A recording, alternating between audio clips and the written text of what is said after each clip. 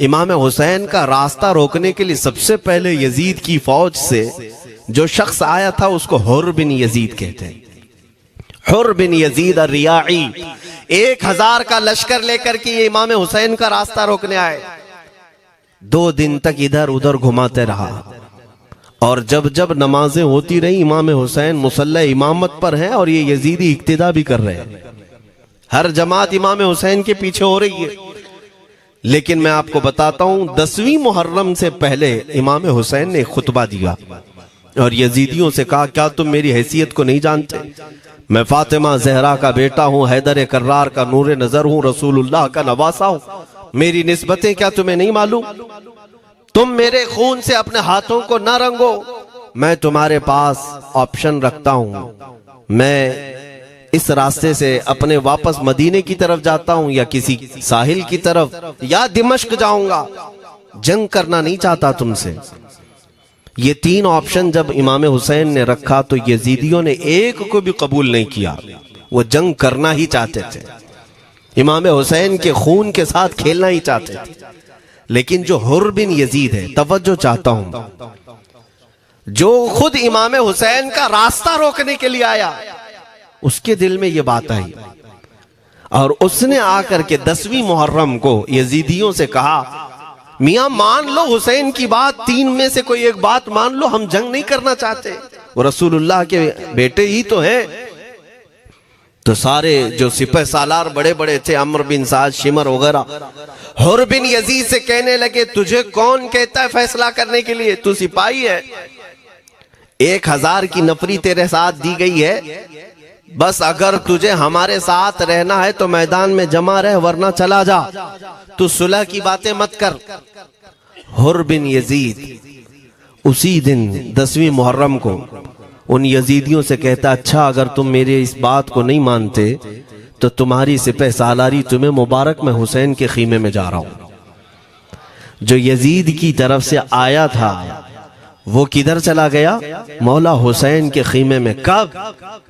सिर्फ 10वीं मुहर्रम, एक रिवायत में 9वीं मुहर्रम को, 1 दिन पहले इमाम हुसैन के खीमे में आया, दस्तबोसी की, माफी मांगी और इमाम हुसैन ने कहा, अब तुम जा सकते हो अपने घर। हुर बिन यजीद ने कहा, मैं उस वक्त तक अब आपका साथ नहीं छोड़ूंगा जब तक मेरे जिस्म में आखिरी सांस बाकी रहे। मैं आपके साथ रहूंगा। अब इमाम हुसैन की वफादारी में आने वाला कौन था? इसलिए मैं आपको एक चीज दे जाता हूं मेरे अजीजों, अल्लाह अज़्ज़ वजल की कुदरत के फैसले हैं। वो जब चाहता है कहीं से भी किसी को हिदायत अता फरमाता है। वो बातिल कुव्वतों के मौजूद पलने वाला बच्चा भी कभी रब तबारक व तआला हिदायत देता है, उसे आलिम बनाता है, और कभी काबे की छांव में पलने वाले को मौला अबू जहल भी बनाता है, गुमराह कर देता है। हुर बिन यजीद मौला हुसैन के पास आ गए। जो बात मुझे कहनी है उसके लिए मुझे इतना वाकया बयान करना पड़ा है। मैं असल पॉइंट की तरफ आता हूं, क्यों मैं ये बयान कर रहा हूं।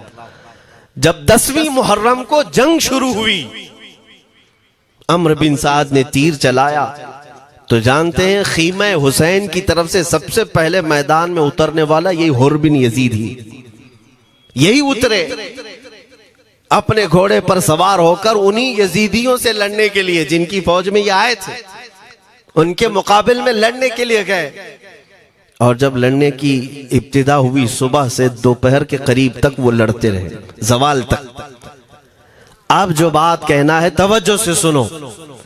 हुर बिन यजीद ने सुबह से लड़ाई की, बहुतों ने वहां पर मैदान जंग में मुकाबला आराइयां की हैं, लेकिन हुर बिन यजीद की जो लड़ाई है वो तारीख में लिखी हुई। आज उन्होंने यजीदियों के साथ जो जंग किया, कई घंटे जंग करने के बाद, जानते हैं तन्हा हुर बिन यजीद ने 120 यजीदियों को कत्ल किया। 120 की तादाद, एक घोड़सवार एक ही है, 120 को मार गिराया। उसके बाद जामे शहादत नोश किया। मैं तारीख पढ़ रहा था, वहीं पर हमने किताब को रोक दी। बहुत सारे लोग करबला के वाकयात में इमाम हुसैन के खानदान के बच्चों के शहादत तो बयान करते हैं, उनके जिस्म कट गए, उनके ऊपर घोड़े दौड़ाए गए, लेकिन तुम ये नहीं जानते कि हुसैनी शहजादों ने बातिल कुव्वतों के कैसे छक्के छुड़ाए थे। एक एक जवान ने मुकाबिल में आने वालों को उनकी औकात कैसे याद दिलाई थी। अब सुनो, हुर बिन यजीद 120 को मार गिरा सकते हैं, वो भी एक दिन पहले खीमा हुसैन में आने वाला, एक दिन पहले खीमा हुसैन में आने वाला। बात समझ में आ रही है? अभी जो एक दिन पहले खीमा हुसैन में आ जाए, उसकी ताकत का हाल ये है, जो पैदाइशी हुसैनी हो उसकी ताकत का हाल क्या हो। मेरे अजीजों,